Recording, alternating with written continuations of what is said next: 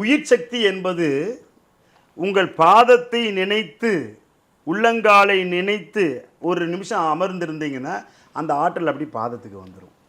இது அங்கே போனதுக்கப்புறம் என்ன பண்ணுறதுன்னு தெரியாமல் மூளை தடுமாறினதுக்கப்புறம் அதை செய்ய முடியாது. அதனால தான் அந்த நிலை வருகிறது.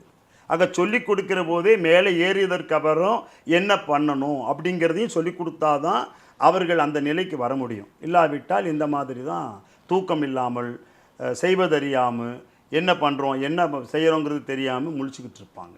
நம்ம கோயம்புத்தூரில் முதல் முறையாக ராஜேந்திர சோழனால் வடிவமைக்கப்பட்ட 18 சித்தர்களுக்கான பரிசுத்த சித்த பூஜையை மூலிகை சித்தரையா நடத்த உள்ளார். விதியை மாற்றுவோம் சித்தர்கள் வழியில் பயிலரங்கு நடைபெற இருக்கிறது.